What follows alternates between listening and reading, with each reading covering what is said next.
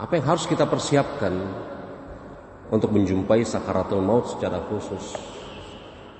Bahkan yakni menghadapi kematian secara umum. Apa yang harus kita persiapkan? Jemaah rahimani wa rahimakumullah, sakaratul maut, peristiwa yang ada di dalamnya itu tidak bisa kita kontrol. Makanya ketika para ulama menyebutkan hikmah di balik pengucapan la ilaha illallah sebelum seseorang mati, dan ada orang-orang yang mudah mengucapkan kalimat la ilaha illallah, dan ada sebagian orang yang keluh lisannya mengucapkan kalimat la ilaha illallah padahal dia muslim. Ada sebagian orang yang keluh lisannya untuk mengucapkan kalimat la ilaha illallah. Ada sebagian orang yang mudah, padahal kalau pada hari ini kita yang masih sehat ini alhamdulillah diminta untuk mengucapkan kalimat la ilaha illallah itu mudah. Lalu kenapa ada sebagian orang yang sulit mengucapkan kalimat la ilaha illallah ketika sakaratul maut? Malah dia mengucapkan kalimat-kalimat yang lain. Jawabannya beraneka ragam, tapi kata para ulama bahwasanya peristiwa sakaratul maut di satu sisi bisa dilihat dengan mata kepala, di sisi lain ada kekuatan gaib, yakni malaikat maut yang berada di baliknya. Dan malaikat maut, apa yang dia lakukan itu tidak bisa kita kontrol sama sekali. Bagaimana mungkin kita bisa mengontrol malaikat maut? Ini malaikat Allah Subhanahu wa taala yang gagah perkasa, yang Allah Subhanahu wa taala perintahkan untuk mencabut nyawa. Lalu bagaimana cara kita mempersiapkan secara khusus sakaratul maut? Maka sudah barang tentu jawabannya adalah kita persiapkan semenjak sekarang. Karena apa yang kemudian mengalir secara kebiasaan pada diri kita, apa yang telah kemudian itu menjadi jiwa kita, pikiran kita, maka insya Allah ta'ala itu yang akan terbawa pada proses sakaratul maut. Kalau kemudian orang itu biasa mempelajari agama Allah, menghayati makna kalimat la ilaha illallah, mentauhidkan Allah Subhanahu wa taala, menjauhi diri dari perbuatan syirik, maka mudah-mudahan insya Allah akan mudah atas diri dia mengucapkan kalimat la ilaha illallah.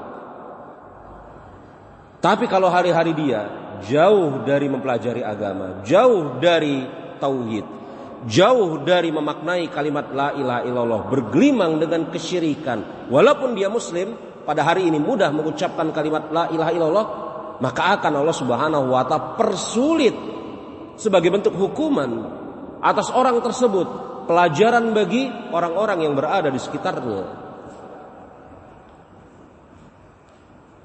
Maka apa yang harus kita persiapkan?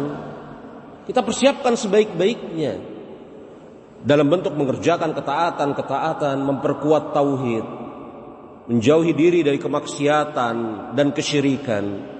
Kapan mulai dikerjakan? Apakah 1-2 hari sebelum sakaratul maut? Justru dari sekarang.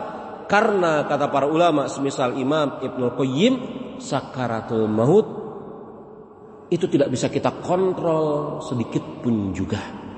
Apa yang kemudian melesat dari lisan kita itu adalah apa yang kemudian memang pada hakikatnya bersemayam di dalam jiwa kita.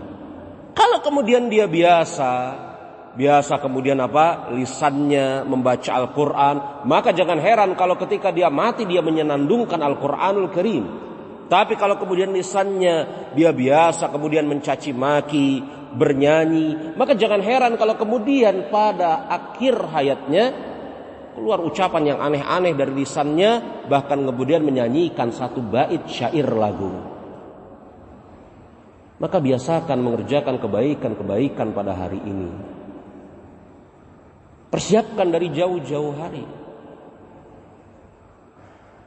Jangan ditunda. Karena sakaratul maut sekali lagi itu bukan proses yang berada di dalam kontrol kuasa kita. Bahkan kita tidak punya kuasa sedikit pun juga. Yang ada kita hanya menyaksikan. Beda ya jemaah ya. Seseorang yang punya kuasa atas apa yang dia saksikan dengan orang yang tidak punya kuasa atas apa yang dia saksikan, itu berbeda. Ketika kemudian Allah Subhanahu wa taala menceritakan orang yang sedang sakaratul maut, itu dari sudut pandang orang yang sedang sakaratul maut tersebut tidak punya kuasa mengintervensi proses tersebut. Dia hanya melihat betisnya berpaut. Dia hanya melihat ruhnya mulai ditarik.